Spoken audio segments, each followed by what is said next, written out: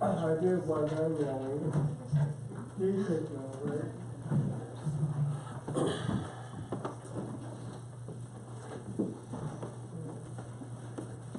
We're in Genesis chapter 38. Genesis chapter 38. My children are not here today. They have been trading off and on a fever. And my wife also had a fever yesterday. And I talked to her this morning. She said she was feeling better this morning, but we had to cancel a couple activities yesterday. We had a birthday party that we were supposed to go to, so they had to postpone their birthday because we couldn't make it. And then there's also a wedding that had to be postponed so we could make it next weekend.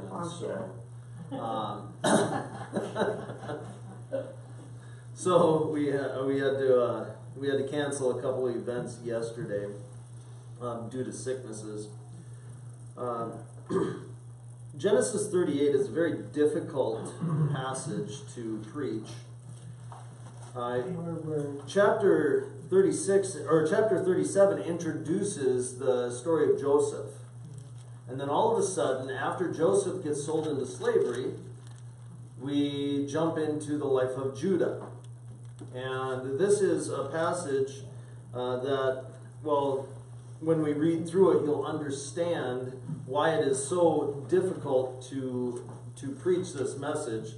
One thing, I'm never thankful that my children that my children are sick, but given the content of the passage today, I'm glad that my children aren't here, because this is a very difficult passage once again. So before we stand and read the Word of God, I want to establish something here. If you could turn back to Genesis chapter 17. Genesis chapter 17 and verse 6.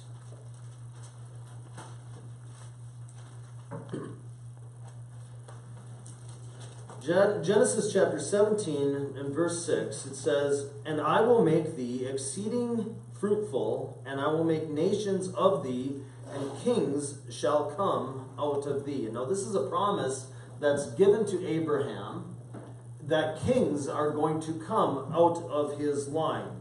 Now turn to Genesis chapter 35. Genesis chapter 35 and verse 11.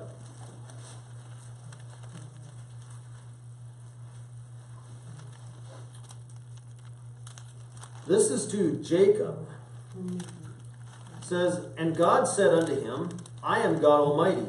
Be fruitful and multiply. A nation and a company of nations shall be of thee, and kings shall come out of thy loins."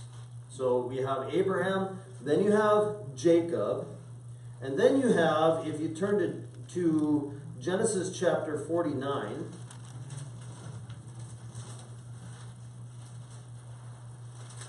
Genesis chapter 49, verses 8 through 10.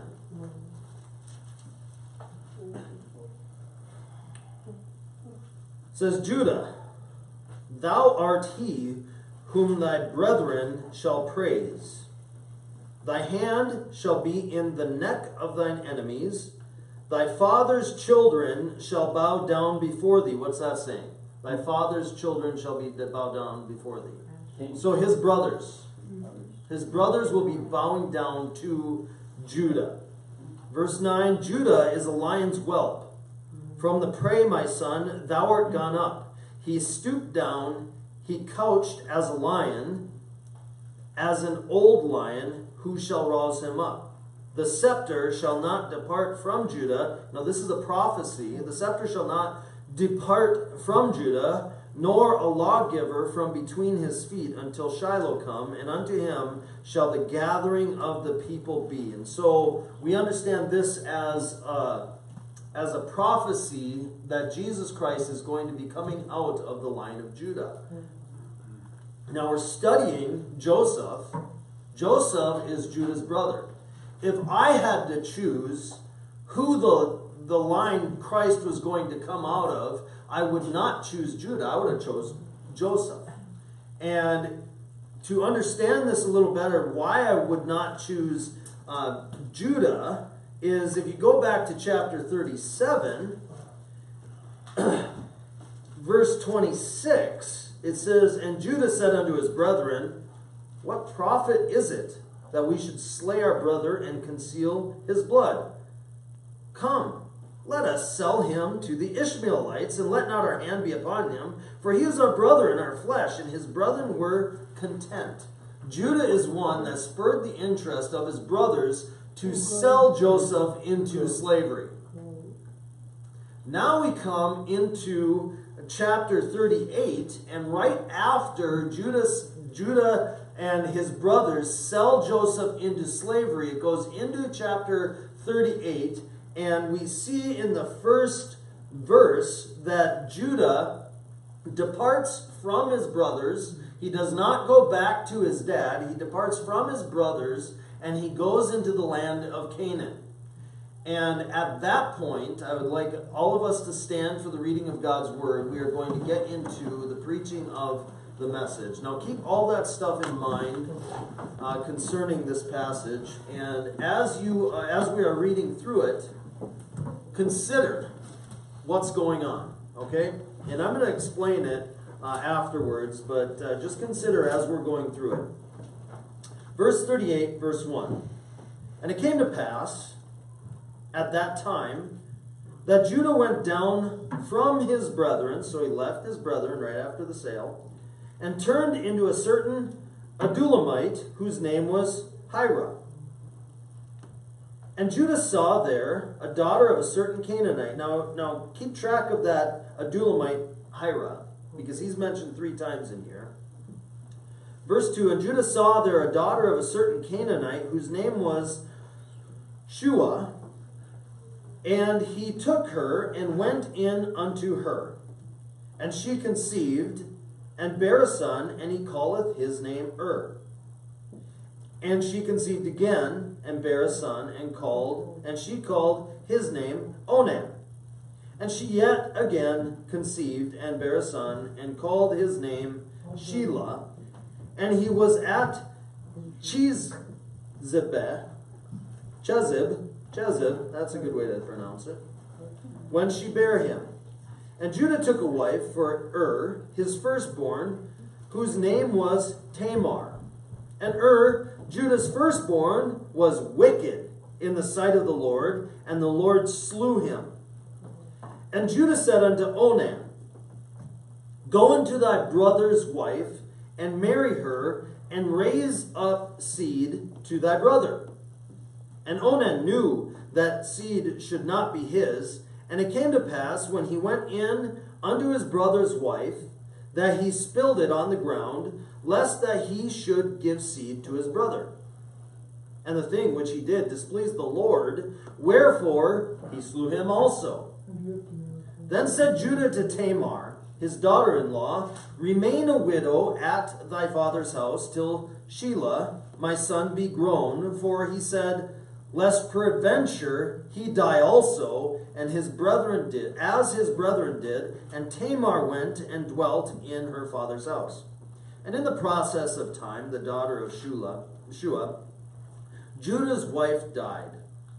And Judah was comforted, and went up unto his sheep shearers to Timnath, he and his friend Hira the Adullamite. That's his friend again. And it was told Tamar, saying, Behold, thy father-in-law goeth up to Timnah to shear his sheep. And she put her widow's garments off from her, and covered her with a veil, and wrapped herself, and sat in an open place, which is by the way to Timnath. For she saw that Shelah was grown, and she was not given unto him to wife. When Judah saw her, he thought her to be a harlot, because she had covered her face. And he turned unto her by the way, he said, and said, Go to, I pray thee, let me come in unto thee. For he knew not that she was his daughter-in-law. And she said, What wilt thou give me, that thou mayest come in unto me? And he said, I will send thee a kid from the flock.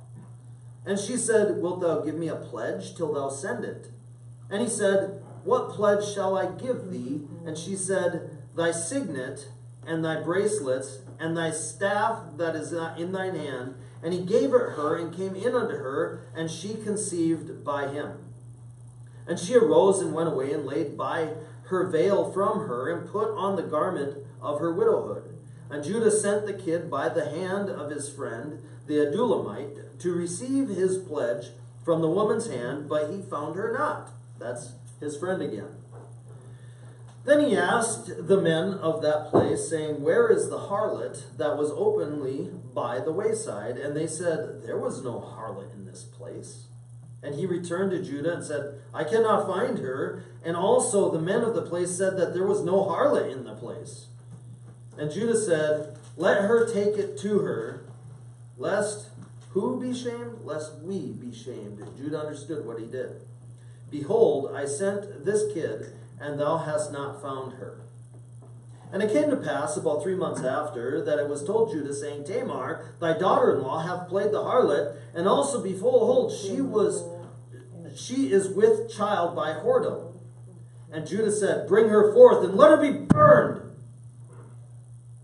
When she was brought forth, she sent to her father-in-law, saying, By the man whose these are, am I with child? And she said, Discern, I pray thee, whose are these? The signet, and bracelets, and staff.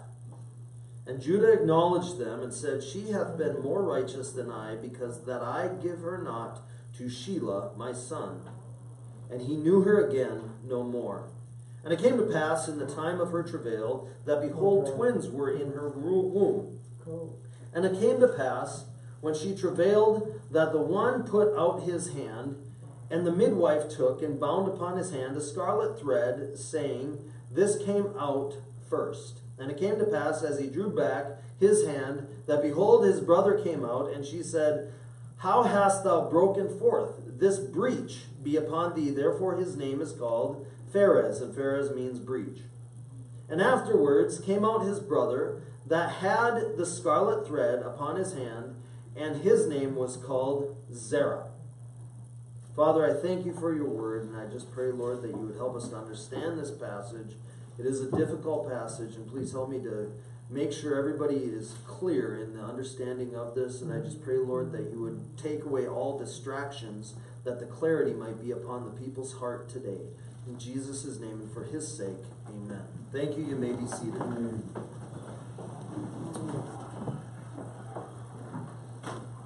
All his brothers will bow down to Judah. Is that somebody that you want to bow down to? No, it's not. There's a lot we can go over in this passage. Judah was definitely a man that was a wicked man. He left his brothers. He belonged with his brothers. He didn't belong in the land of Canaan, but he went into the land of Canaan, and he found his friend. And I'm going to briefly describe his friend here, because you need to understand his friend and the place of his friend. Judah's living in sin, and he goes into the land of Canaan, and he meets a Canaanite, or a Adullamite, whose name was Hira. Now, you go to verse 12, it says, he and his friend Hira, the Adullamite, and so he has this friend named Hira, and it's not wrong to have a friend, but he has a friend named Hira, and then he goes back to his friend in verse 12, Hira, and while he's with his friend Hira, he enters into a sin.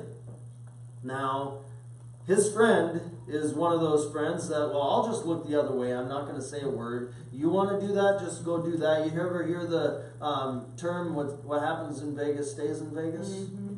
This is what this friend is doing right here. What happens here stays here. It's between you and me, Judah. Nobody's going to hear about it. And Judah trusts his friend to keep his sins hidden. But be sure your sins will find you out. Because you go to verse 20, and his friend is mentioned again, and his friend is the one that's sent to go forth to give the payment to to Tamar, and it's a kid. a goat, as payment.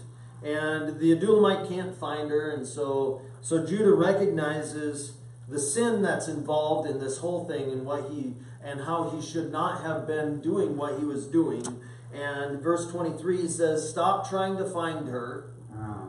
Stop trying to find her, lest we be shamed. So if you get this out there too much, everybody's going to know about it. And so just stop trying to find her, lest we be shamed. And so he's trying to cover up his sins.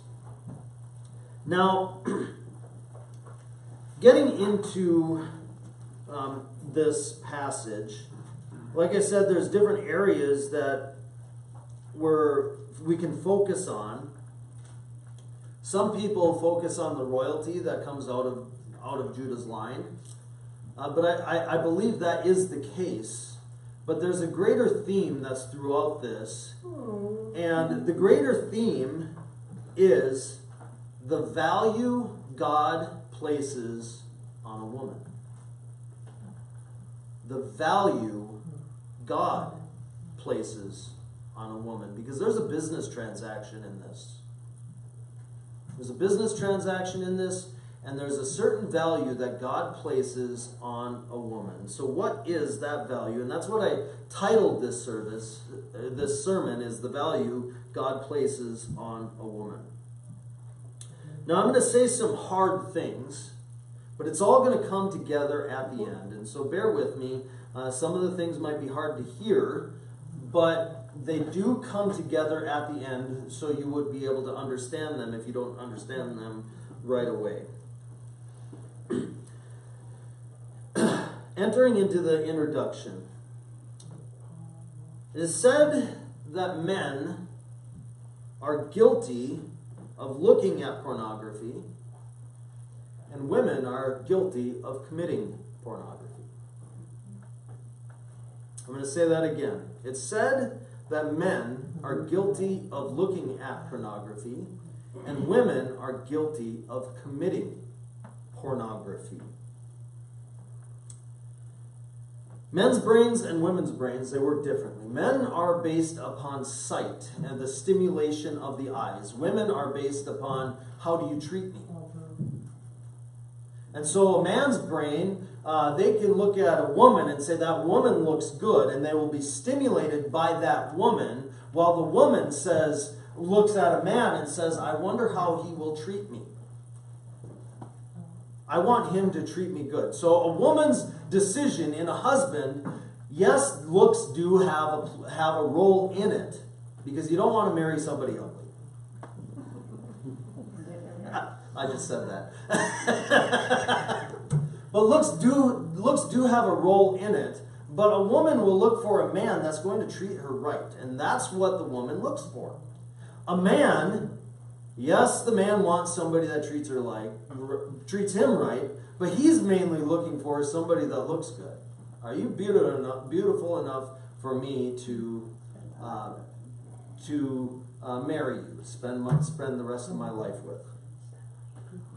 Now, that's kind of a business transaction, isn't it? Because each side is selling something. The woman is selling her looks, and the man is selling, how am I going to treat you? And that's why the man is known for wooing the woman. It's his responsibility to do the flirting and the wooing and the winning of the woman, and the woman is the one that goes into the bathroom and spends 3 hours putting makeup and doing her hair on. Now, the marketing system is interesting in this, because if you look at the television and if you look at our society, we have a very vain society. It's an extremely vain society.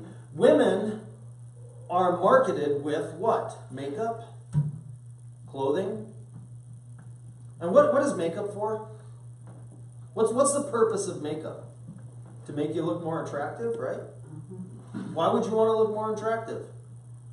Because you value how you are perceived. You want people to accept you. Do men wear makeup? We don't really care if you accept us or not. A woman is the one that wants to be accepted and one that wants to be valued in the relationship. But a man's not going to go out and put makeup on. And then you have the clothing lines. And this is where we get into the value system. We have different clothing lines, and I want you to understand once again how a little bit of the brain works for men. Now, when a woman dresses, she is dressing according to her own value system. How am I valued here? And so when a woman goes out, she is going to say, here is my value system, and some people call it a worldview. And our worldview in America is what? You dress up in leggings or a short skirt, or you show cleavage, or you do something to what? Attract the eyes of who? Men. And that's what the clothing line is based upon. Now, a lot of people, when you're talking about clothing, a lot of people will say, oh, it has to do with modesty. Well, modesty is not the proper approach. Modesty is not the proper approach, because you can be modest and not dress up very nice at all. The proper approach to the how should I dress myself every morning is, how am I valued? If a woman is valued to the point where she believes that she needs to go out and attract all the men, let's jump to the teenage movement right now. There's a lot going on in the teenage movement. A lot of the teenagers are depressed. Well, what do they watch? They watch TV. You have women on TV in bikinis. You have all these weight loss programs. You have all these models that are the perfect figure. And so a teenage girl is going to see that, and that teenage girl is going to look at that and say, this is the value system that I need to approach. And so therefore they go to that value system, and then you open up their closet, and the clothing in their closet is a direct reflection of that value system. But what we have is a whole bunch of teenage girls within our society that are depressed. Why are they depressed? Because they cannot keep up with that value system. They're not attracting enough attention. They're not getting enough of the boys looking at them, and the boys aren't treating them very well. Now let's go to the men's minds. It said when a man looks at pornography, he becomes violent in his mind. A man looks at pornography, and instead of looking at a woman as valuable, he looks at a woman as a possession or something to be had. The younger that starts, the worse it is. If a child begins looking at pornography by the age of 12 years old, that child, by the time he is 18, will be extremely violent if there is no intervention involved. Why? Because he does not look at women as value. He looks at them as something to be had, something that is there to be him, for him. That's how men's minds work. And so men, when we're talking about this, we have to recognize that when we're looking at people, we got to take that completely out of our minds, and we have to look at women as God looks at women. And how does God look at women? Coming into this chapter, there's a value system in place here, from man to woman, and from woman to herself. The value system dictates the results of the story. In this story, you see the value system of a woman getting destroyed and the violent actions of a man involved in pornography. And he did get violent, did he not? Look at verse 24 at the end. Judah said, bring her forth and let her be burnt for what she did. He was violent. He didn't think women were valuable. And so therefore, you commit that sin, you are guilty and let you be burnt. And this is something that has people have been guilty for many, many generations, because so many times we look at the outward display of things when a woman is pregnant and we automatically condemn them for their situation. But what about the man? You don't have that outward appearance, and so it seems to me that women are condemned more than men. It wasn't visually displayed in Judah, so therefore he could have denied it. But Tamar, she was pregnant. She could not deny it. And so therefore the guilt complex lands on the woman and not the man. So coming into this story, you have Judah who leaves his brothers, and he meets his friend named Hera. And Judah saw there a daughter of a certain Canaanite, and so he gets married to a Canaanite. And he has 3 sons. One named is one named Onan, and the other Shelah. Is the one that is married to Tamar, verse 6. And Judah took a wife for his firstborn, whose name was Tamar. And Judah's firstborn, was wicked in the sight of the Lord, and the Lord slew him. So was wicked, and God saw that he was wicked, and he slew him. So what is a wedding? And Tamar ended up getting married. What is a wedding to a woman? It is the time of life where they are displayed and they feel the most valued. And so they had a wedding. She felt valuable. And then was wicked. Do you think he treated her very good? Probably beat her. Some pretty bad stuff. To the point where God said, I need to step in and I'm going to slay him. And so Tamar's value system, when she got married, was up here. And then she married After the marriage, her self-esteem, and I don't like that word, but that's what it is, her value system toward herself begins to erode. And I would say it eroded pretty dramatically. And then Judah tells Onan to go in, and by law, if you look at eventually in Deuteronomy, God puts it into law because he doesn't look at the immediately, but he looks at the whole seed. What is the genealogy? And so Deuteronomy 25:5 says, if brethren dwell together and one of them die and have no child, the wife of the dead shall not marry without unto a stranger. And so it's custom in this time, and even when God put his law in place, it's custom that that woman doesn't marry a stranger. It stays within the family.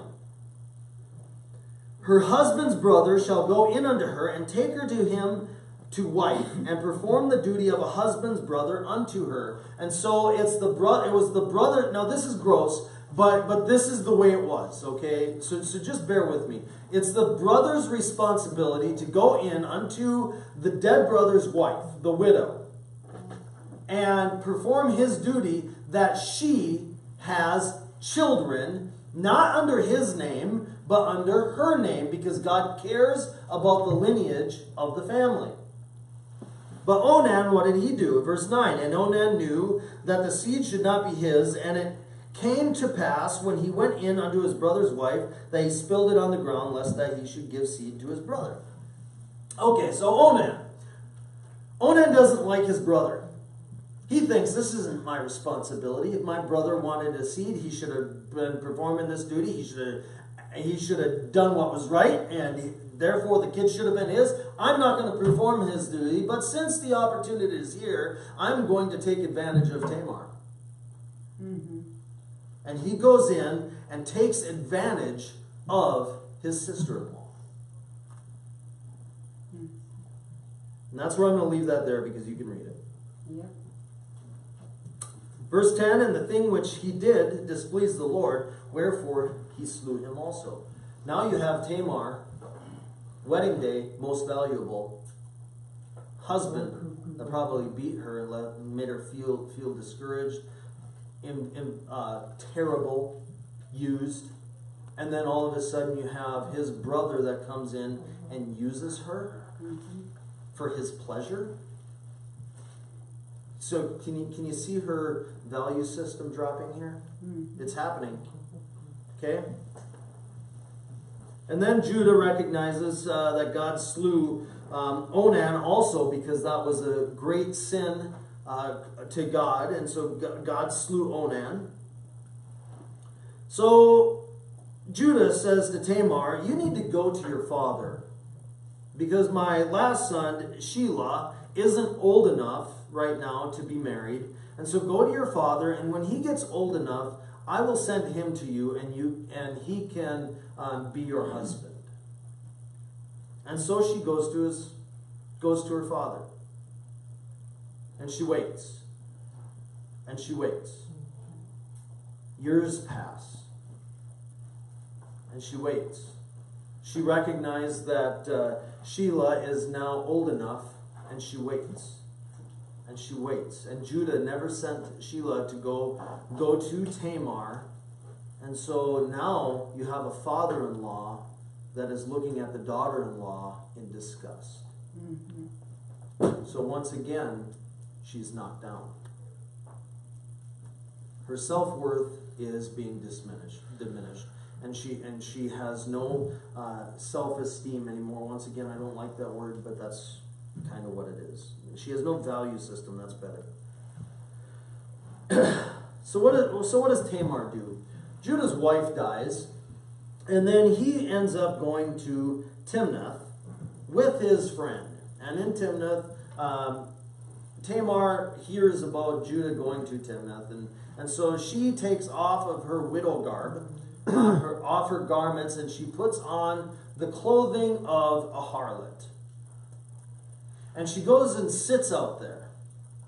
Now, what I'm seeing in this passage, her esteem has been knocked down. Her value system has been knocked down so many times to the point where she believes in order to get what she needs or what she wants, what's deserved to her, that she needs to go and dress like a harlot.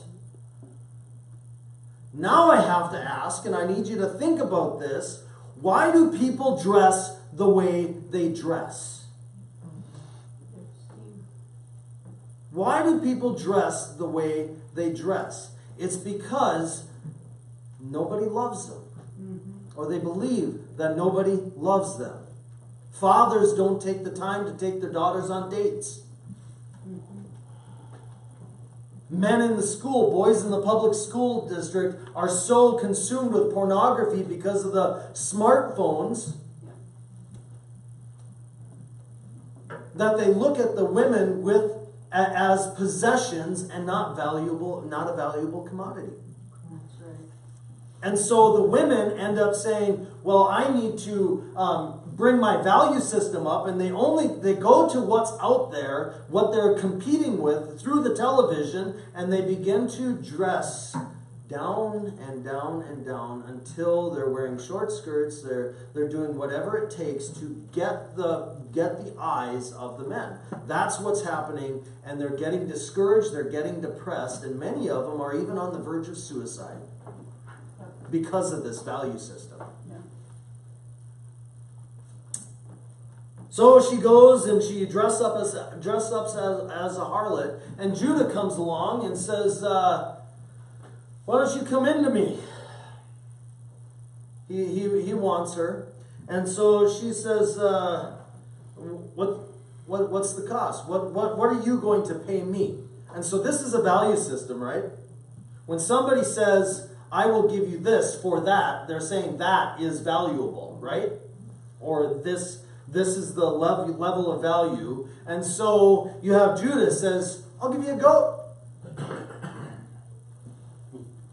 I'll give you a goat.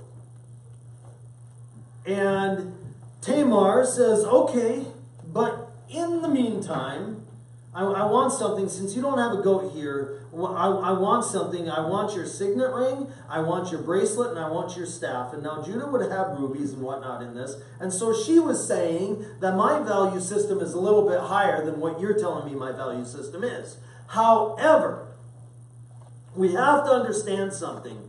There is not enough money in the world to put on a woman to say you are this valuable, because the price of a woman is far above rubies. That's right. But you have something here that's saying that you have a woman that's given a value system.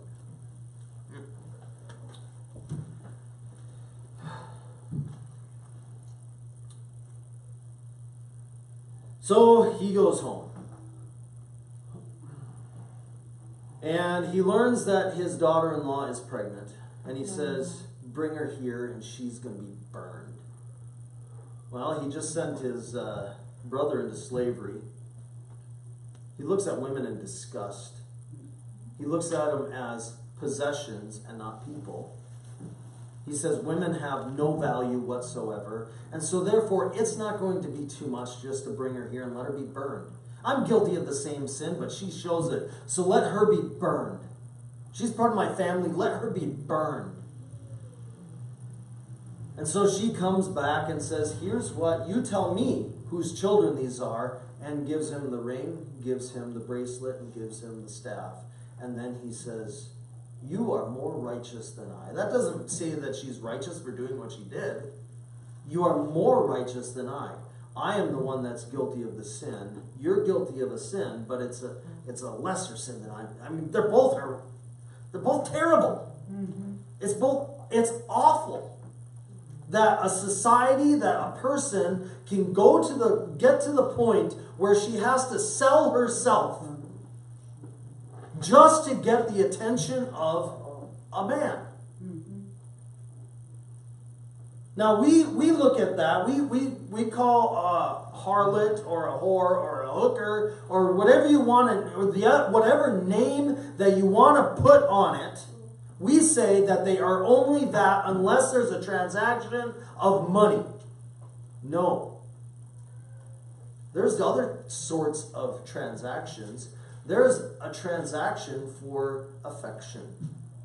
Well, I'll give you this for a few years just to get what I want. I'll give you some affection. I'll treat you good all the way up to the marriage just so I can have what I want. But after the marriage, everything's done. Those are transactions. Mm-hmm.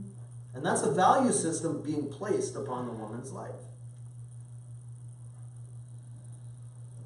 So then she has a couple children. Verse 29, and it came to pass, as he drew back his hand, that, behold, his brother came out, and she said, how hast thou broken forth? This breach be upon thee. Therefore his name was called Pharez. And afterward came out his brother, that had the scarlet thread upon his hand, and his name was called Zara. Now I want you to turn to Matthew chapter 1.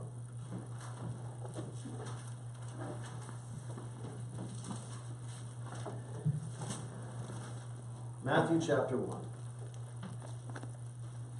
Verses 1 through 3.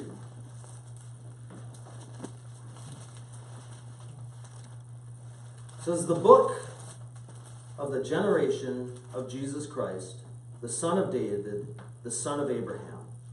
Abraham begat Isaac, and Isaac begat Jacob, and Jacob begat who? Judas, which is Judah, and his brethren, and Judas begat Pharez and Zerah. Didn't we just read about those two people? Yeah. Of who? Tamar. That's their mother. Now, how many women are mentioned in Jesus' line? Not very many. There's Tamar, there's Rahab, there's Ruth, there's Bathsheba. That's about it. And and Mary at the end. Well, Rahab was what? A harlot. Mm-hmm. Ruth was not of the Jewish lineage. And Bathsheba was taken by murder. Now, you have a whole bunch of other people in this lineage, but it's only the men that are mentioned. Here's where the value comes in. Here's where the value system comes in. Jesus Christ thought that Thamar was so valuable. She didn't understand it in Genesis chapter 38, how valuable she was. She thought she was the lowest of the low, to the point where she's willing to sell herself for a kid goat. But Jesus Christ looks at her and says, you are valuable, so valuable that I find you worthy enough to be put in my lineage. When so many other women that are with these other men are not mentioned, you are allowed to be put in my lineage. So now look at this value system. We have the value system of the world that says a woman is a possession, and that is dictated by the makeup, by the clothes, and how they present themselves. And then you have God's value system that says you are valuable no matter what you're wearing. No matter how low life has got you, you are valuable, and I love you to the point that I'm going to put you in my lineage, and you are a daughter to me. That's right.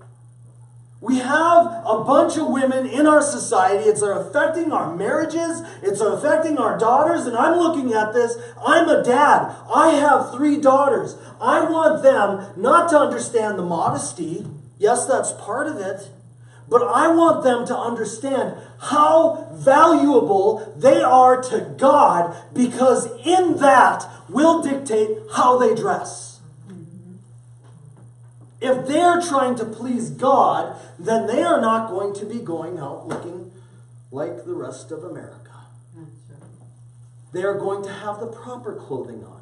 They're going to cover themselves up. They are going to put clothing on that says, this is how valuable I am.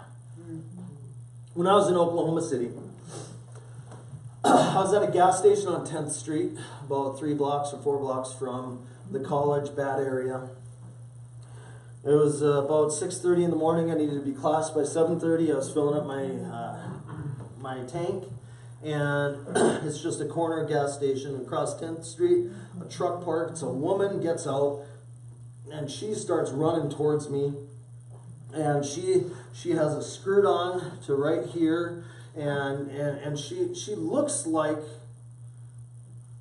she's selling herself, okay? That's what she looks like. Behind her comes out of the truck a man screaming at her to get back in the truck, and this woman comes running at me and says, I need help.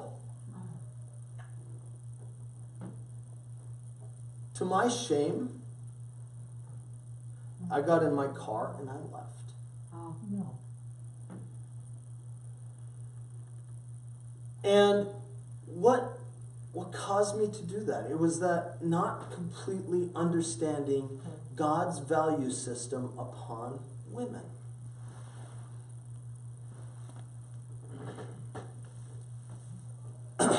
Ironside, a commentator, a Bible commentator, he has a story about a blue bonnet woman. And this, he goes in to explain that this woman wearing a blue bonnet comes into a rough area, and she had to be there. And she sits down and she's waiting for the business that she needed to conduct. And then a couple men get up and start giving her a hard time. She is sitting there all alone in her blue bonnet, getting harassed by a couple men.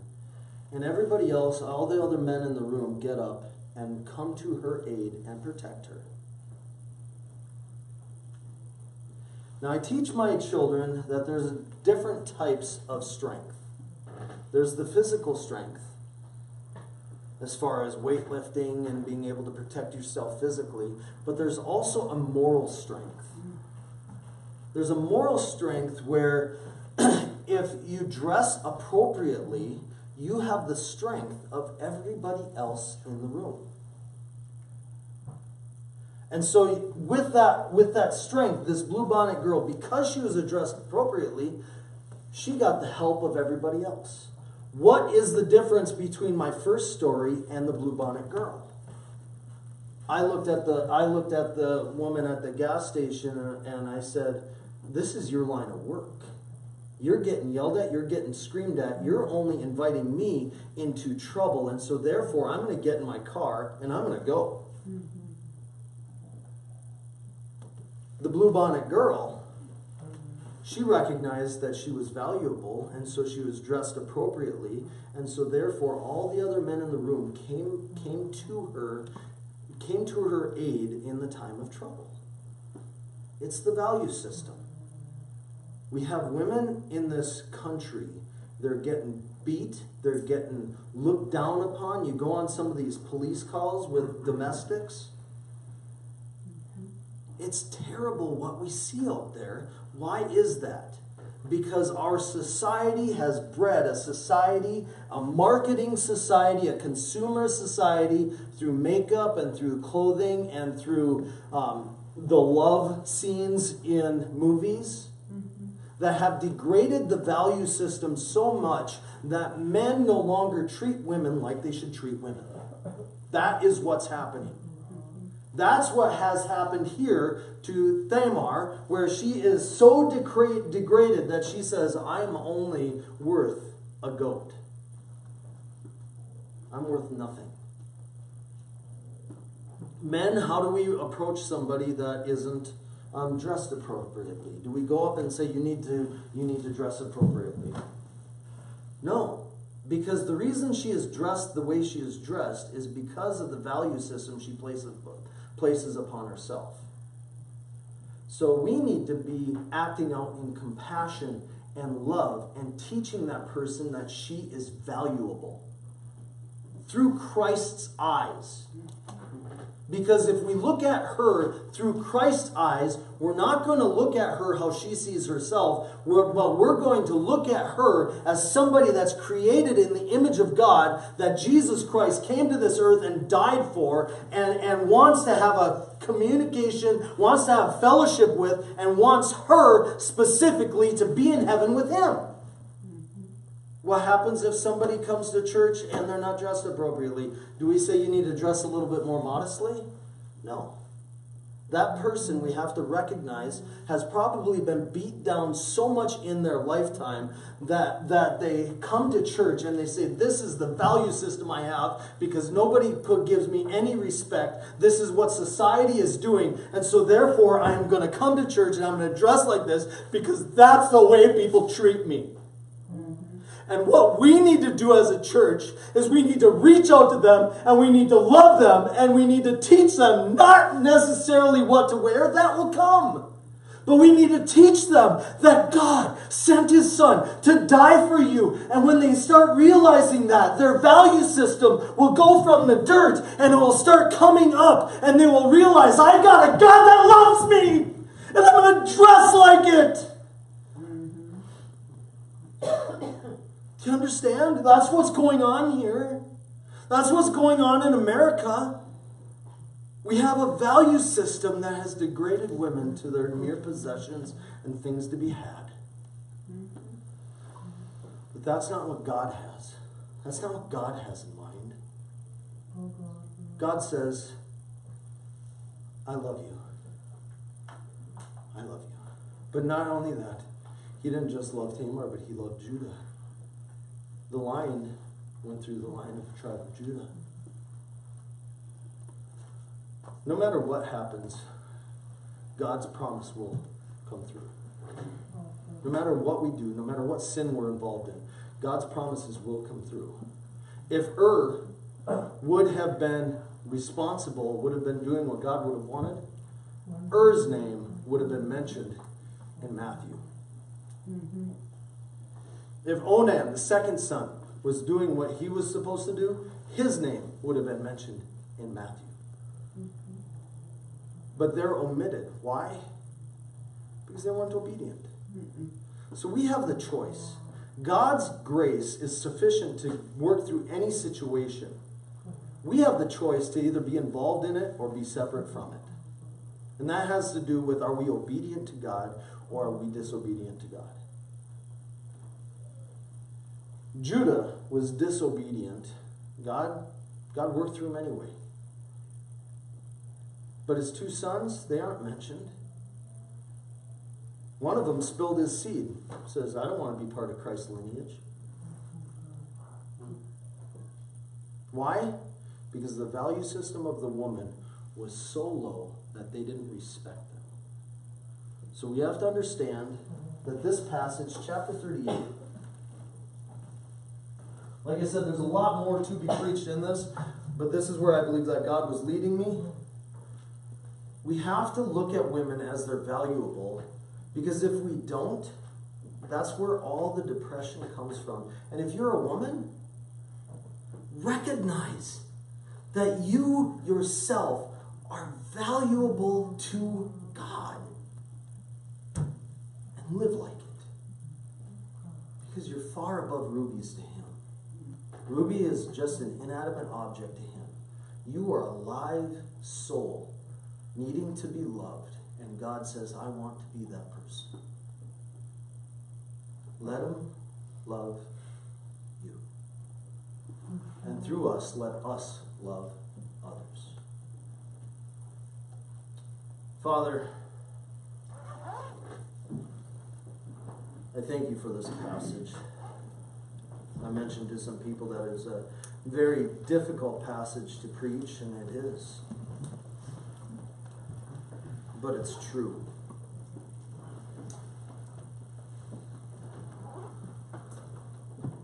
Father, you love us. You have a purpose for us. Let us not sell ourselves short by claiming we're undervalued. You are our Father. I thank you for sending your Son to die for us. I pray specifically, Father, if there's a woman in here